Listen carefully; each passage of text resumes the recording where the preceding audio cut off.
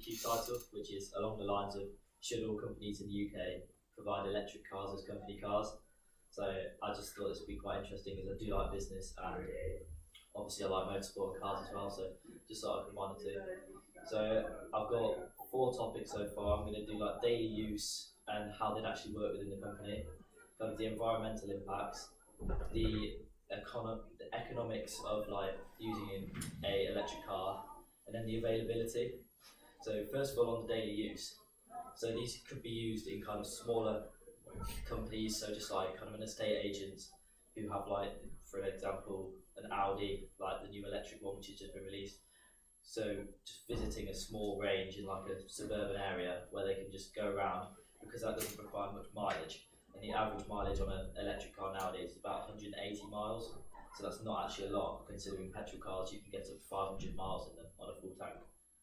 So within some other companies, for like a sales manager, you could go around to the whole of the UK travelling in like, so some people travel across the UK in a day, and they can do that sometimes on a fuel tank fuel or refill once. But if you use an electric car, you could end up doing this in like with 3 stops, and electric cars take about half an hour to 10 minutes to charge. So it's quite time consuming if you're having to stop every couple of hours just to kind of recharge your car, which isn't great. And then kind of into the environmental impacts as well. So if you're travelling 500 miles in a petrol car, it's going to do quite a lot bad to the environment at this current moment in time. There's a lot going on about climate change at the moment as well, with Greta Thunberg talking about climate and all of this. Don't travel with petrol cars and fuel cars, as diesel has now been proved to be a lot worse than petrol. So the electric cars, although there's been a lot of talk with Tesla recently of how they're getting the electricity to charge the cars, they're getting this from apparently like coal stations, which is also really bad for the environment. So if there's a way discovered to be able to source the electricity for the electric cars sustainably, for example using wind power, tidal power or whatever, just to charge the electric cars, then I think these would be a lot more beneficial to the environment. Whereas at the moment we're using more kind of raw materials to get the electricity to charge something which is better for the environment, when at the moment there's a lot of scandals saying that electric cars aren't actually that much better because we're using more coal to burn or to get the electricity, which isn't actually that great.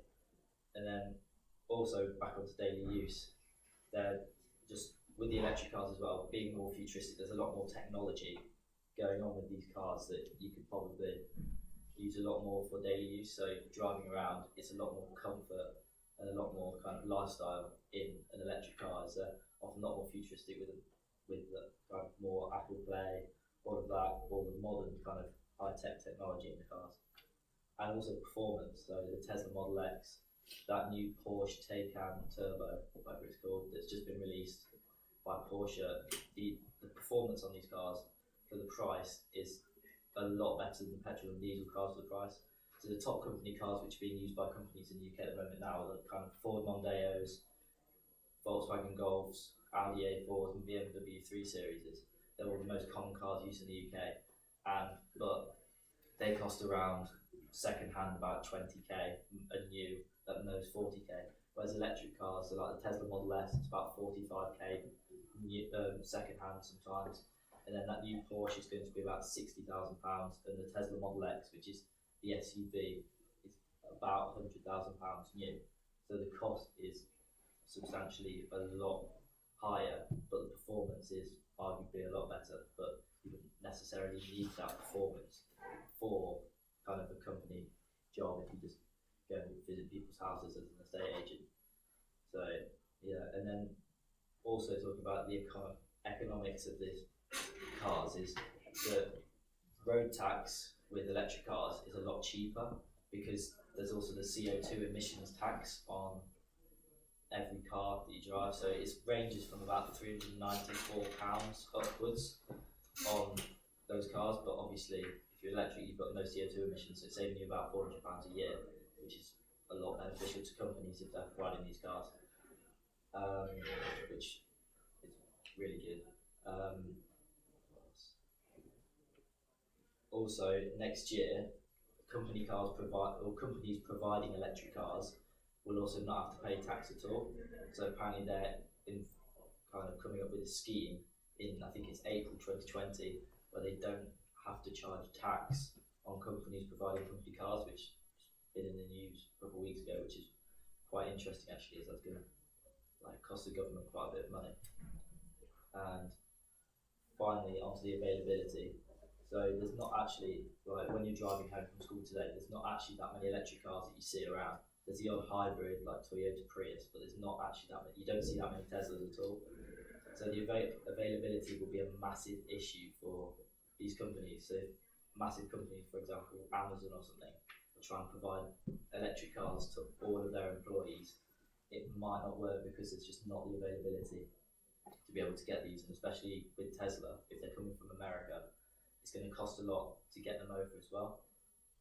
But hopefully with the introduction of the German companies, so Volkswagen, Audi, coming up with these electric cars, it'll also be a lot more beneficial to these companies to be able to get these in the UK. But also on that note, with the new Elon Musk developing that Cybertruck recently, which caused quite a lot of controversy, they've had over 250,000 deposits already, so maybe this is a sign that there is a lot of electric cars that are going to be made in the coming years, with over 250,000 possibly being made already. I know that deposits can be refunded, but with those being or being able to be built, that many, then it's a good sign that these companies can actually have these cars in the UK. And I think that's all.